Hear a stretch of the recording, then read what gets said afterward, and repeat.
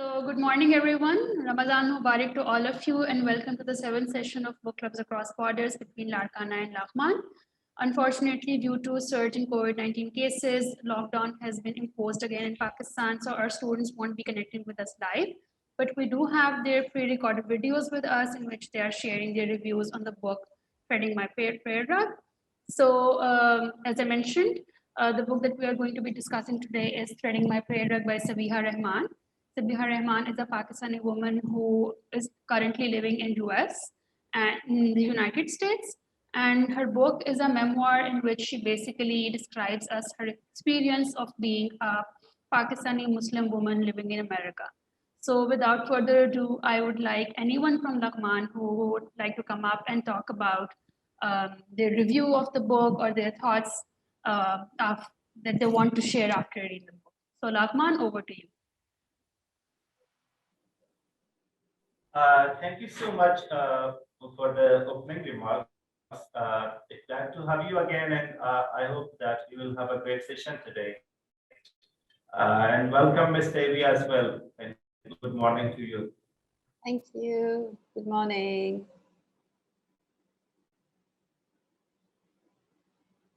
I think we should have a start from one of the participants here to share his views. His putaways from the book, and then we will hear from the students from Larkana, their videos, and continue the program. What do you think? All right, that sounds perfect. So anyone from your side, any participant who would like to come up and talk about the book, please go ahead.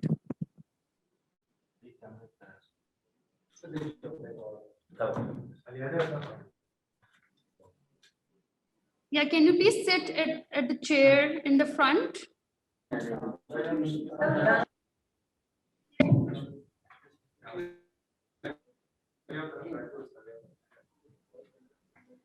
Yes, that's Hello, perfect. everyone. Glad to join once again here.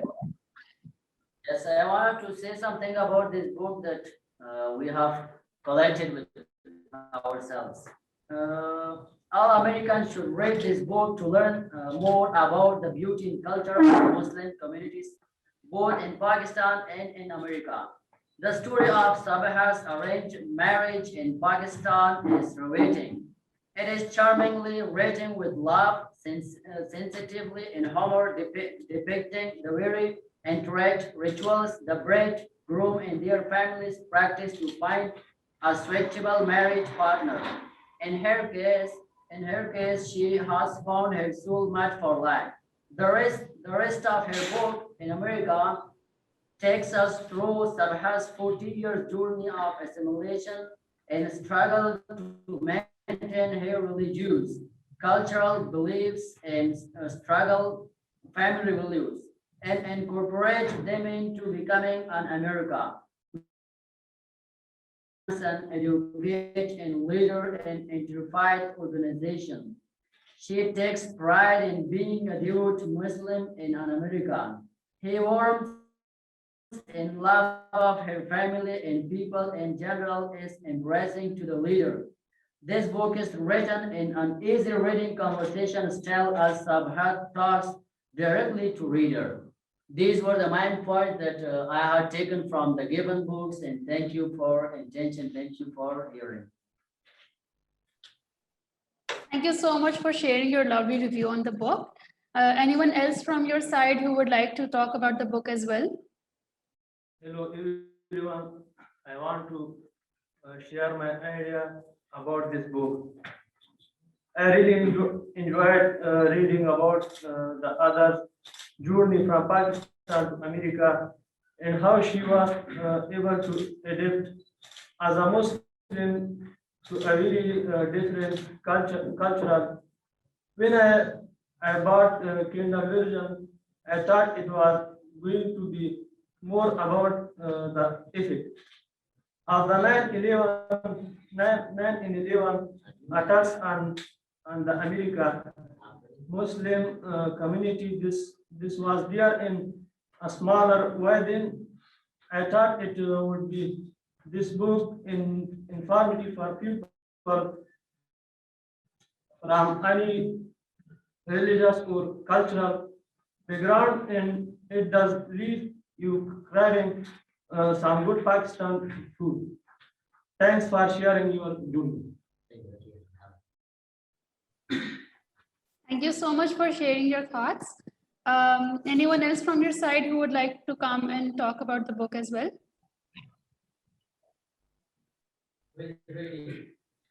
So okay, great.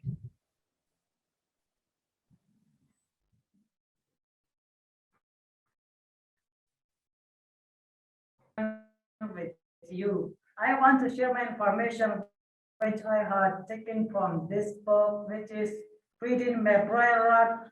Reading My Prayer Rock. Here are many memoirs of Larkana Laghman in this book.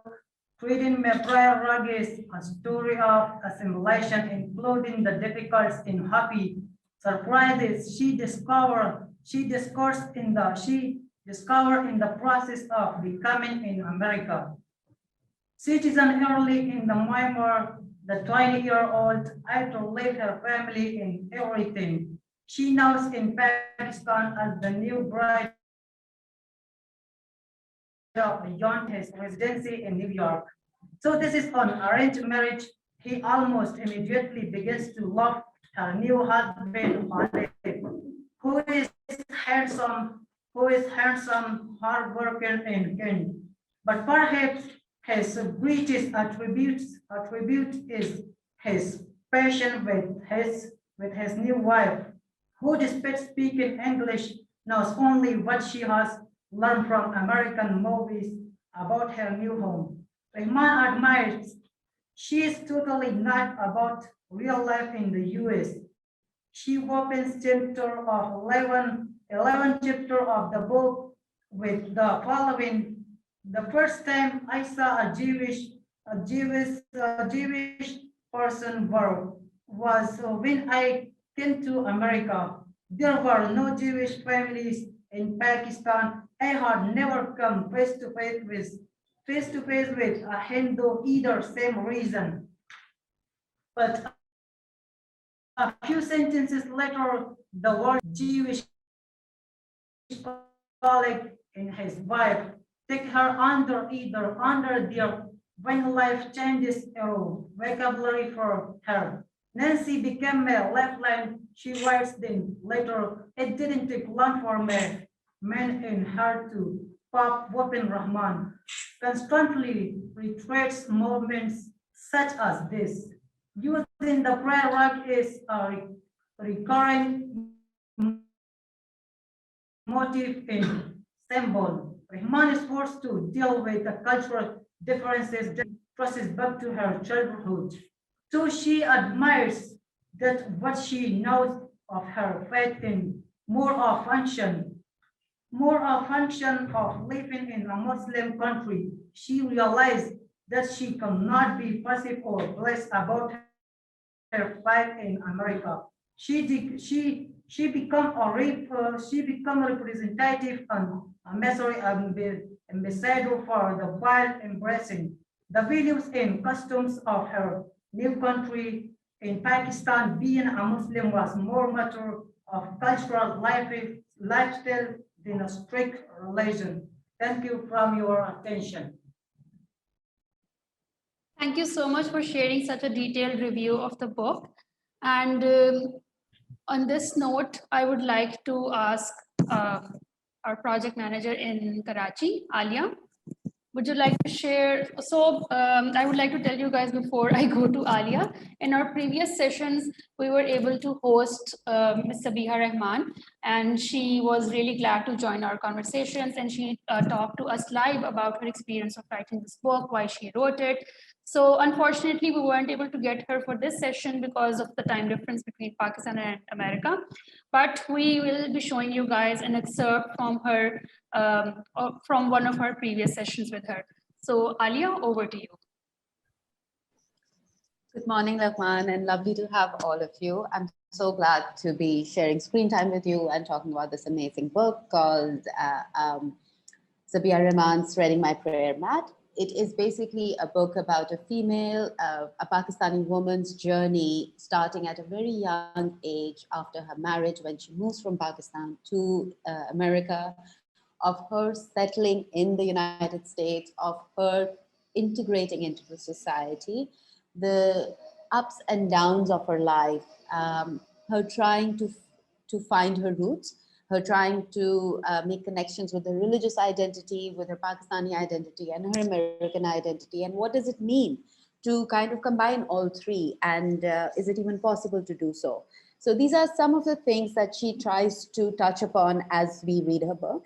The book starts off as a very light read by introducing us to the marriage and rituals of a typical family in Pakistan. And she explains as she opens up a book that she does not come from a very religious family. She, on the contrary, she comes from a very secular, modern Pakistani family. And probably this was so because in Pakistan, they did not need to emphasize on their Islam as a religion because Pakistan itself is an Islamic country. So they never felt threatened, or they never felt that they needed to protect or to safeguard their religion. And probably that was one of the reasons that they never really practiced much of it, but she always knew that she was a Muslim and she had no confusion on that part. We see her change and try to explore more about her identity once she moves to America, because when she goes to America, as we all know, America is a secular modern state which has multiracial, multi-ethnic, and multi-religious population, and you come across people from all walks of life, from all stratas of society, from all different parts of the world, and people practicing all forms of religion or not at all. And she talks about. Oh, I think we lost Laghman. So just wait for them to reconnect. I'll just pause. Hi, yes, Alia, please continue. Yeah. So, like then when she moves to the United States, we see her trying to find herself, find her identity. Her husband and she both start working, and she is pretty successful, and she is doing well for herself, and she's trying to understand her own reality and her own reason for existence. But we see a massive shift, as explained by her in her book, post 9/11. And this happens because of an incident that happens to her personally, which prompts her, or which kind of pushes her to, you know, uh, pursue the information that is required to educate people on what an average Muslim is. What do they want? What are their desires? What do they wish for? And um, why their individuality and their existence actually merges with the American values of equality, of law and order, of integrity, of tolerance, and of a progressive modern world. And she believes that there is no confusion in any of this. But like I said, post 9/11, we saw the world change dramatically, especially in context to the way Muslims around the world were perceived. And that is primarily because of the people who were responsible for, or people who took responsibility for the 9/11 attacks. As we all know, it was led by a Saudi Muslim by the name of Osama bin Laden, and he and his fellow Muslims decided that they needed to take the war into America because they wanted Americans out of Afghanistan, and it was something that they felt that the world needed to see.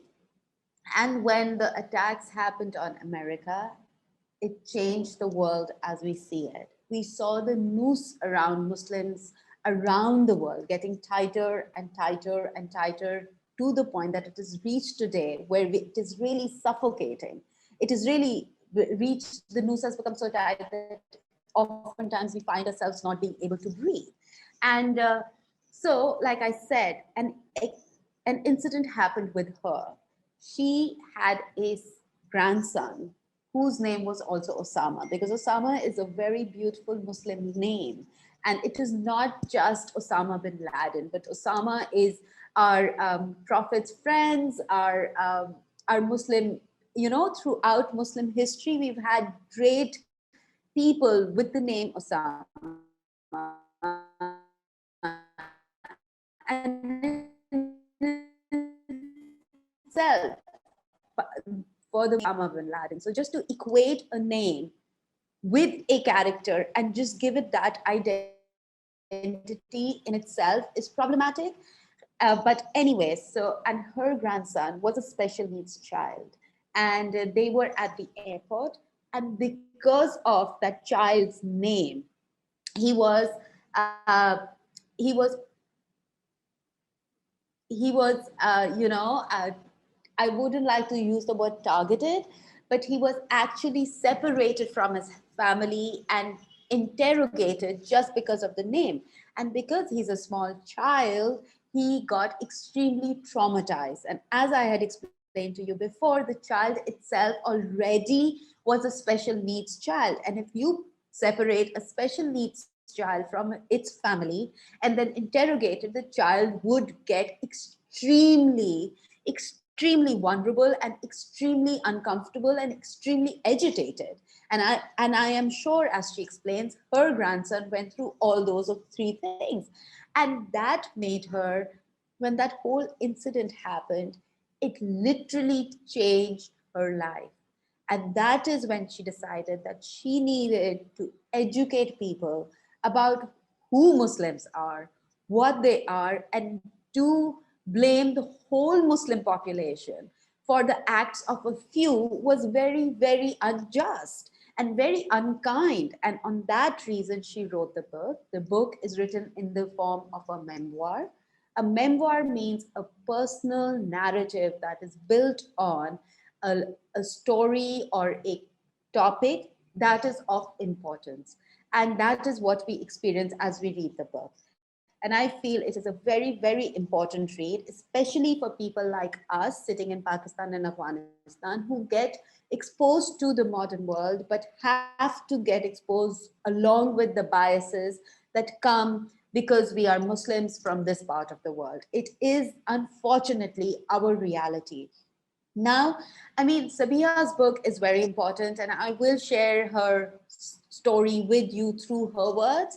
But before I do that, I think it is also important that we read books like Sabiha's and reflect on them, because there are two ways to address the problem.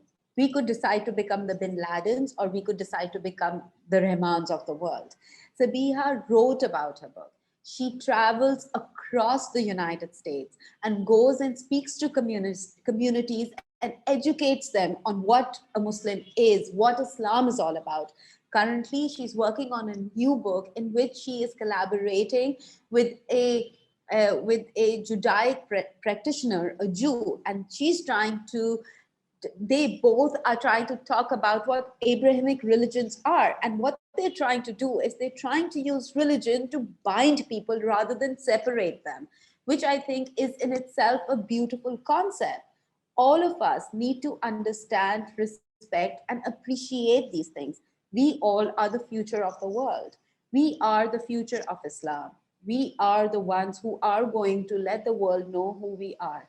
Now, when we try to explain to the world what Islam is or what being a Muslim is all about, we can decide to either be intolerant and close minded, or we can decide to be tolerant and open minded and share who we are, what makes us click, what makes us hurt, and then to ask others to respect us, but by first giving that respect to them. And that is where the dynamics in the world around us has to change, because a lot of times we all have experienced that we have become extremely apologetic of who we are. And we have become extremely aggressive of our stance in who we are. And both of these things are extremely, non-progressive for us. So that is something that we need to think about and reflect upon. And I feel think this book gives us a perfect opportunity to do so. So my screen does not show Laghman, but I'm hoping that you guys can hear us. All right, so we have you back. Yeah, so fantastic. Okay, so now I'm going to share my screen and share an excerpt, which is a 5-minute video of Sabiha Rahman while she was talking about why she wrote the book and what is the process that you went through to write the book. I hope you all enjoy it. Hurmat, you'll need to start screen sharing with me.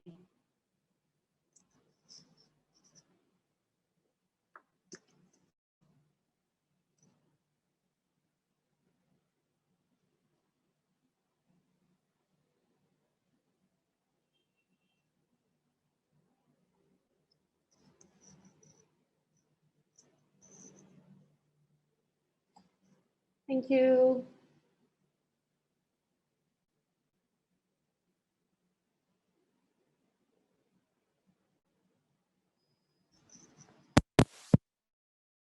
Screen. Yes, we do have your screen. Lovely. So just let me know. The idea and the purpose of writing the book was to raise awareness about Muslims in America, because I wanted the reader to know that Muslims are people just like us, and that we have the same aspirations. My son, the doctor, we have the same fears. I hope it's not cancer. We have the same worries. Can I pay my bills? We have the same things that move us. And I also wanted the reader to know that the values of Islam are entirely compatible with the American values of life, liberty, and the pursuit of happiness. So that is what drove me to write the book, and that is what I was hoping to accomplish by writing this book.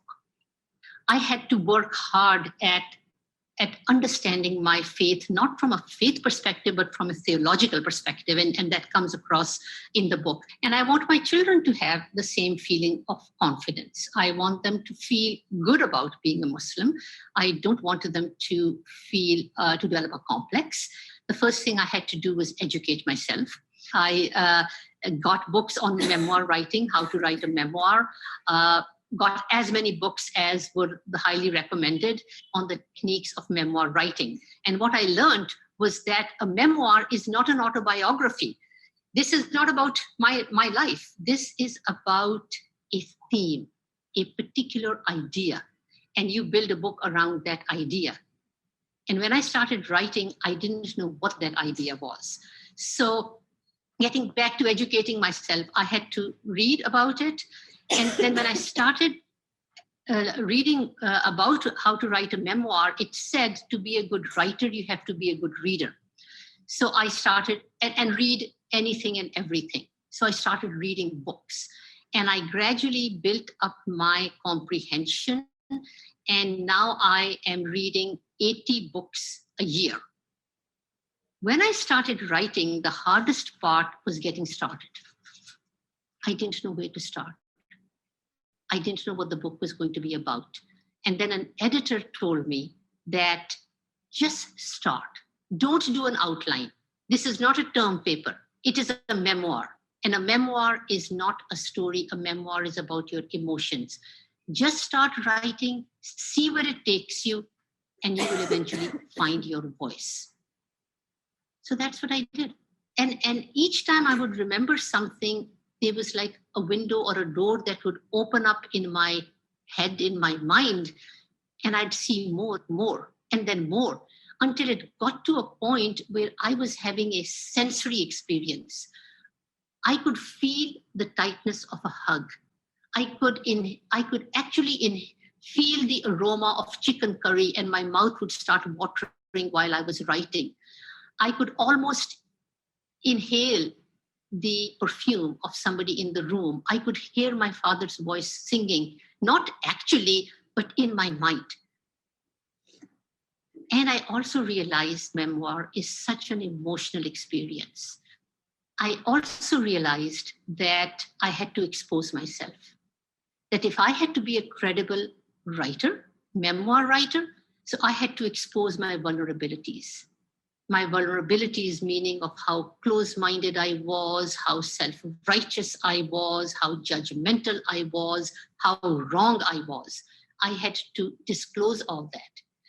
And much of it, I didn't realize until I started writing. And I was able to see the other side. And I was able to put myself in someone else's shoes. And that compelled me to change the way I saw things. And it all happened through the experience of writing. So that was Sabiha Rahman talking about her book. And I would love to take your questions. So if anybody has anything in particular that you would like to talk more about, rather than me telling you what I think, I would love to talk about what you want to talk to me about. And I and Hurmat can take your questions. So Laghman, I would love to have questions from you.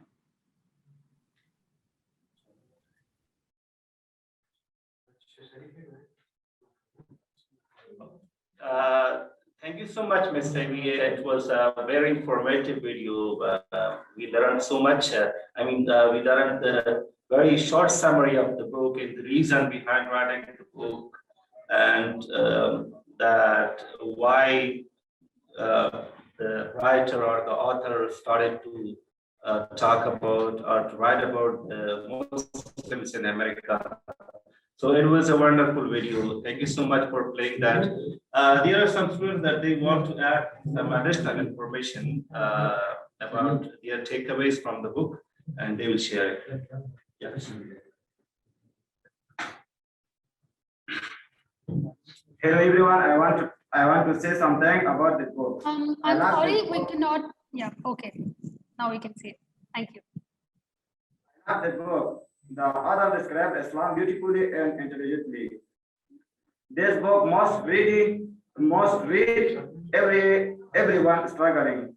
What religious difference? I learned a lot about how Islam, Judaism, and Christianity are similar, beautiful patterns. Anybody else? Yes. Yeah. Come up in front of the camera. Be relaxed. It's not.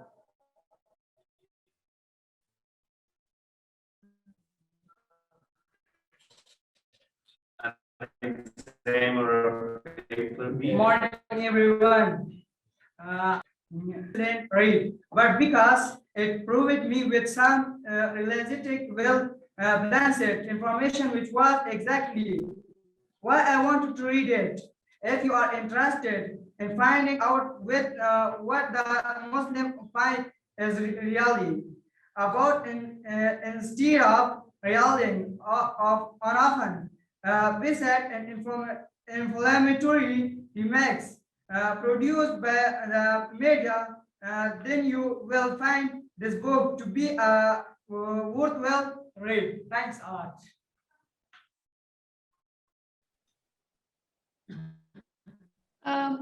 We also have videos from our students in Larkana. So if anyone, should I play those videos for you, or anyone from your side wants to come up and talk? There is, I think, the last student that wants to share something, and then we will watch the videos. All right. The book is extremely well written and grabbed me from the start. I admire the author's determination and fullness of character.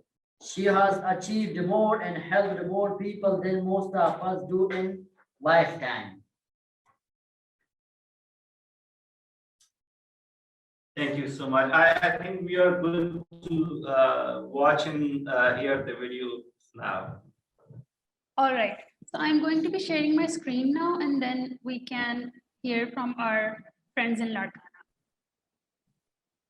Let me know if you can see it and hear the videos as well. Assalamualaikum. Good. We have your screen. Thank you so much. We have the screen. Assalamualaikum, good morning. I am Sania. I am Pakistani from Larkana. I am studying in class 8. I am from Asad Middle High School, Larkana. Today my topic is treating my prayer rug. What were her expressions about arranged marriage? When she was at CB College for Women, she was learning English literature classes. Her fiance lived in the New York. When the first proposal came from Rahman's home, she was 17 years old. Her friends Ruby, Tasneem and Nigat giggled. They were teasing her. She said, I am not coming back to classes, not tomorrow, not ever. One day she was thinking about her fiance. She was wondered what he is like. I am sure I will be like him. Sabia almost lost his sight that it was I getting married to someone. I had never met leaving my family to go off far away wherever I start a new life with someone that is totally new to me.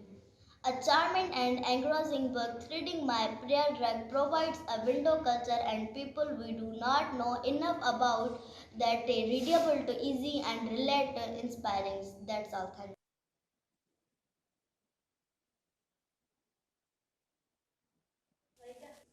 Assalamu alaikum, good morning. I am Vaidam Biroi. I am Pakistani from Larkana.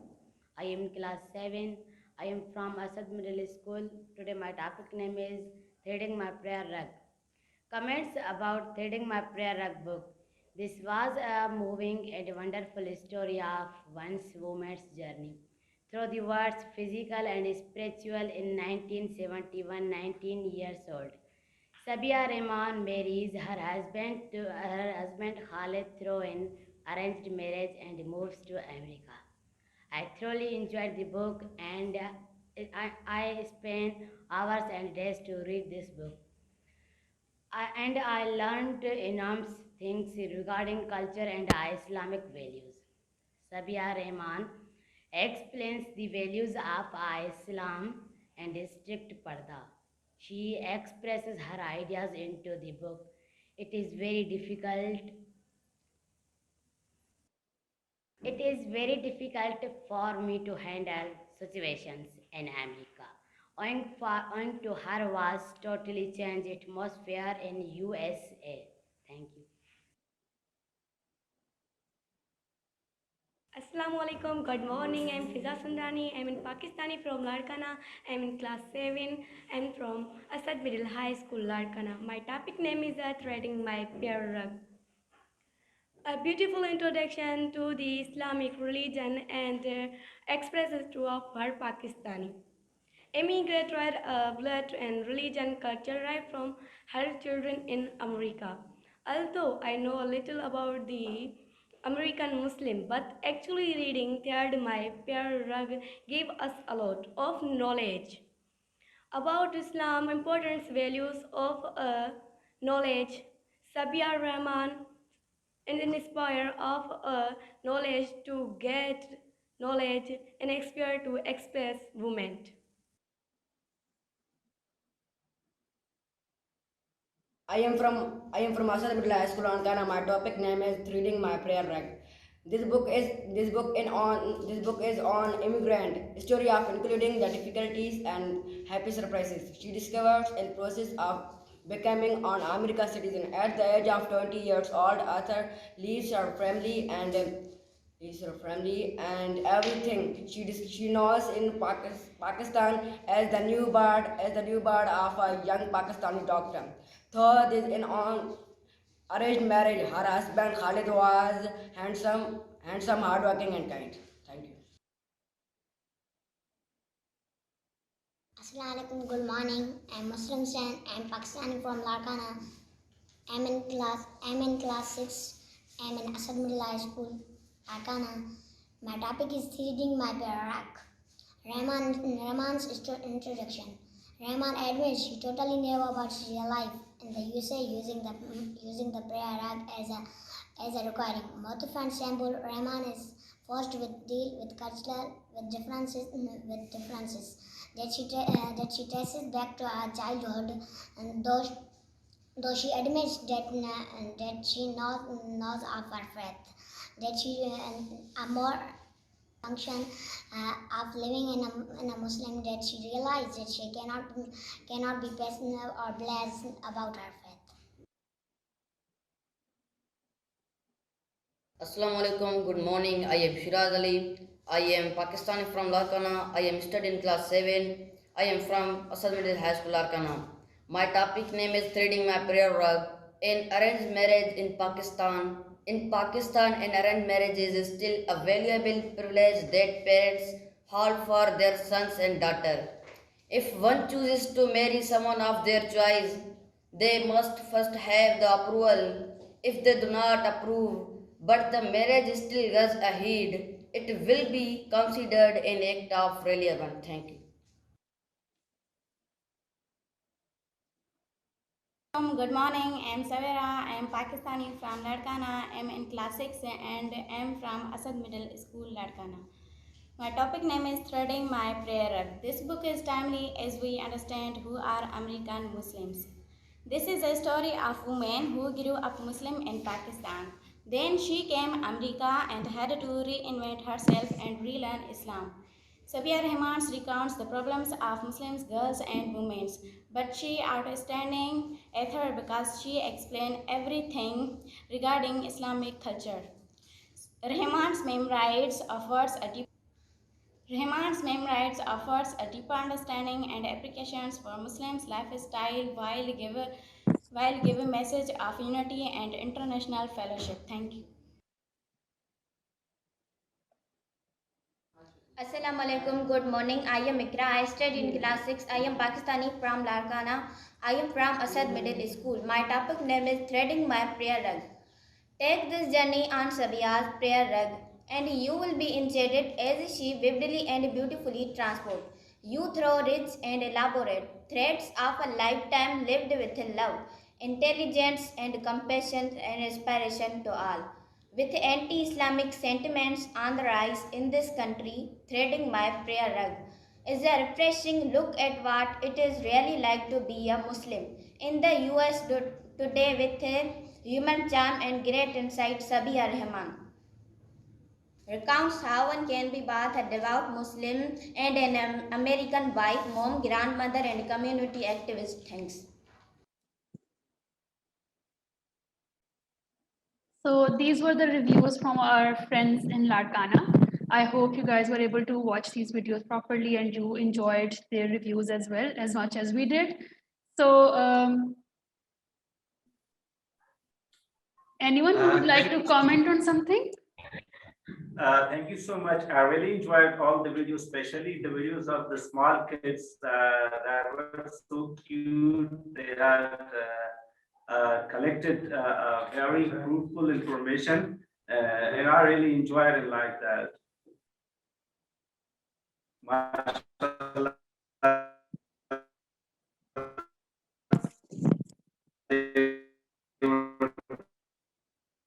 Great.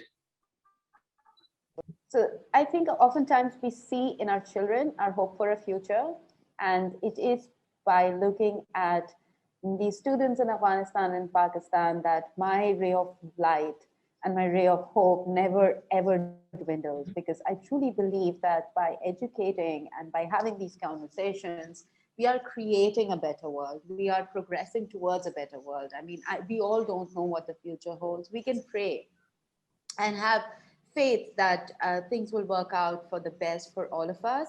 But having said that, I think by having these conversations and continuing to talk about things which are not often spoken of is a sure way to open our minds and to create endless possibilities. And that is why we are here.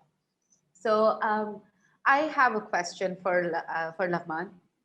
You know, oftentimes when we think about the Western world and settling there, we have certain ideas of how our lives are going to be. And then Sabiha tells us about her hopes and what her life actually is. I would love to know, what do you think if you were to migrate to, let's say, the United States? What would your life be like? Have you ever thought about it? And if so, would you like to tell us? And did Sabiha's book changed the way you have thought about it in any way? So Laghman, over to you. Yeah, anyone?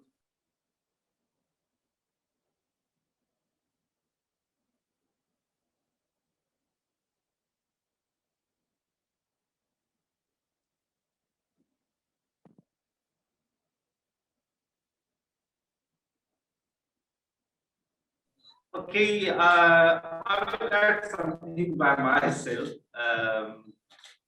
As I couldn't find anyone here. Most of the time, our imagination or our thoughts for the Western world or for the Western countries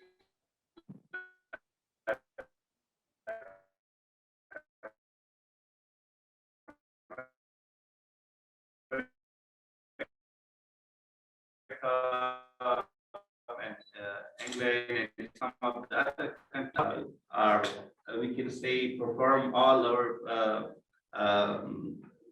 Greek Islam has given us like prayer, recitation of Quran, and some of the other good deeds.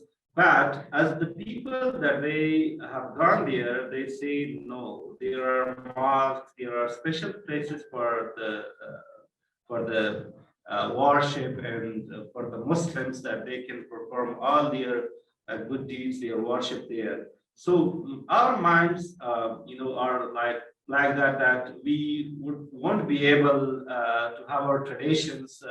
They are like we have in Afghanistan, or like we have in Pakistan, or like in Asian countries.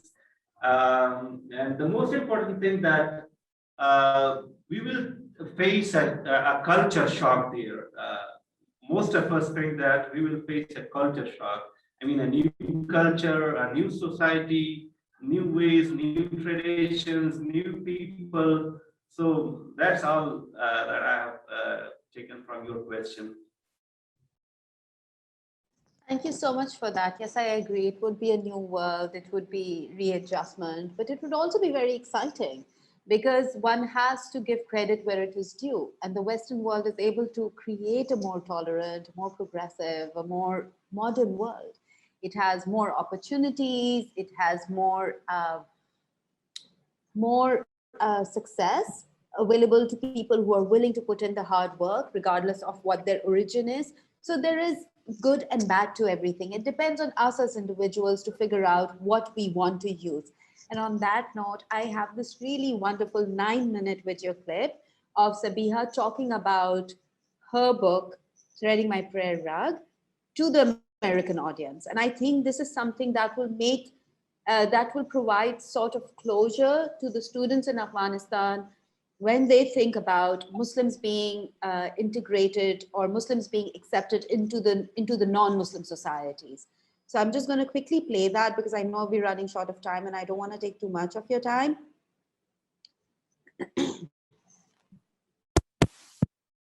To the interview, so you guys can watch the whole one. I've just put a clip here. Hi, thank you for watching. I'm Leslie Davis in marketing at Skywars Publishing. I'm sitting here with Sabiha Rahman. She is the author of Threading My Prayer Rug by the Arcade Imprint here at Skywars Publishing. Thank you so much for being here. Thank you for inviting me. Can you tell me what initially prompted you to consider writing the book? When I came to the United States in 1971 as a young Pakistani bride, there were no Muslim families around, and I had to struggle to bring up my children in the faith. As they started growing up, I noticed that what my children expressed was an American Muslim identity, one that was wholly Islamic and wholly American, and one that translated into Muslims being engaged in civic, community, and political activities. I also realized that this image was in stark contrast to what was being portrayed in the media. And particularly after 9/11, it was painful. I realized at that time that if my children and my grandchildren were to survive and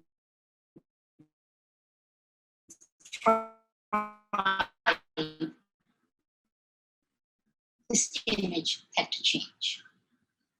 We also knew that we had to please out. And it was then that my husband started telling me, you've got to write that book. You've got to tell the story.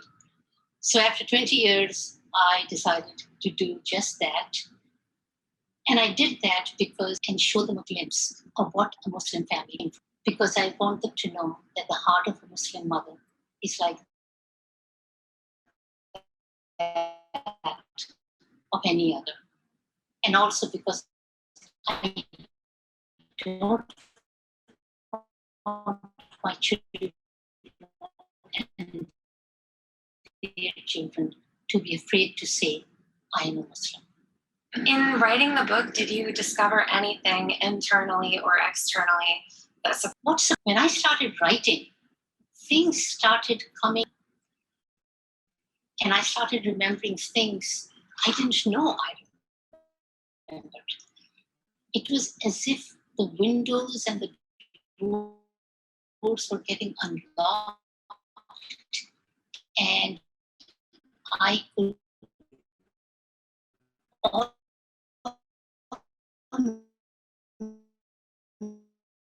almost feel, I could almost experience a sensory feeling. I should almost inhale it. I could almost hear the and dialogue moment. So that was another anecdote has to do with the question that I get, where are you from? The person asks me the question would say, where is that? It's almost, this is where I grew up. You don't know that it exists. And over a period of time, it became, oh, the other one. And now I was boxed into, I'm a failure. I'm a loser. So there was that feeling.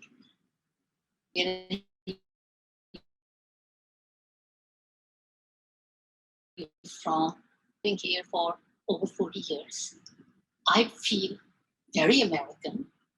I go to Pakistan now as a visitor. So when I'm asked, where are you from? It does rub me the wrong way. And I end up saying Upper East Side, knowing very well what the question is. Yeah, but before that, Murray Hill. But before that, Staten Island. Eventually I'll say Pakistan, but it does still bother me that I am not seen as American. I hope that'll change. I hope that'll change when my book is read. Do you have any amusing or thought-provoking anecdotes from the researching process or the writing process? Well, in the writing process, what would happen is that I would be writing about my parents who have passed away, and I would get weepy and teary-eyed. And sometimes when I would write about anecdotes of my childhood or younger days, my husband would walk into the room and find me giggling. So that was interesting. I also found in writing that as I started looking back, I was looking back at things with a different eye. I was experiencing and seeing things not the way I had seen them when I was in the moment. For example, I talk about men lowering their gaze when they speak to me. And these men are conservative Muslim men. And at that time, it would make me very uncomfortable. Like, why? Why can't they look me in the eye and have a conversation? Why do they feel that if they speak with me, they may get attracted to me? We're just having a conversation. So it was embarrassing and it was awkward. It would rub me the wrong way. When I started writing about it, I started reflecting, and I felt that I should have been more tolerant. it's their conditioning, and they feel that they are following the what is ordained in the Quran. And if it makes me uncomfortable, that's my problem. So I'm more understanding, and I see it. I don't agree with it, but I see it. And what are some surprising facts or statistics that you learned while you were researching this that might surprise your readers or interest them?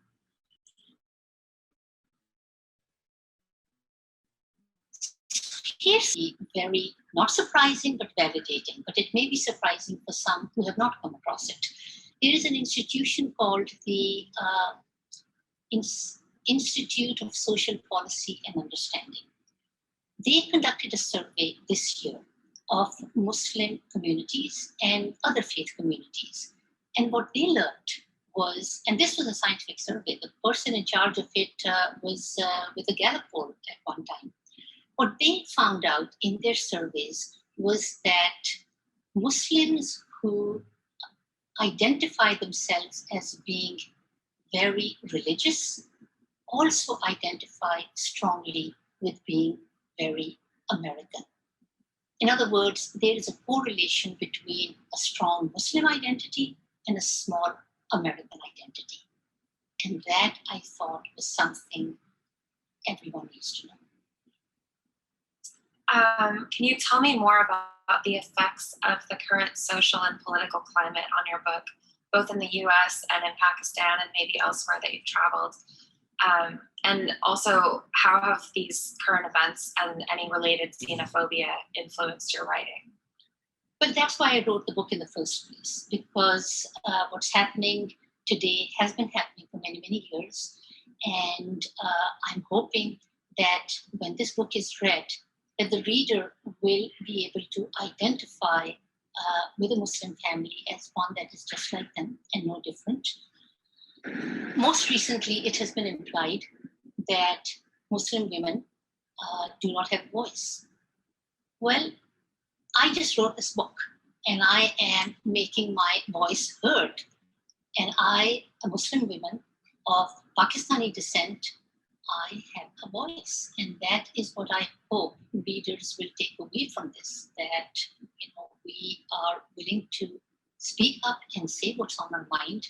And I hope that it will dispel that notion. Also, for more information about this, please visit our blog, blog.skyhorsepublishing.com. Thank you. Thank you. So yeah, this was an excerpt from the interview. And on that note, I think we're running out of time. So we're going to say Khuda Hafiz from Pakistan, wishing you a very, very blessed Ramzan. Hoping and praying that this Ramzan proves to be full of joy and happiness to each and every one of you. Remember to keep us in your prayers. Remember to pray for your country, for your people, for peace around the world. And keep reading books that are good, books that educate you, excite you, and change the way you look at the world. And on that note, it is a Khuda Hafiz from here, Pakistan, from myself and Hurmat, hoping to see you next month. Khuda Hafiz.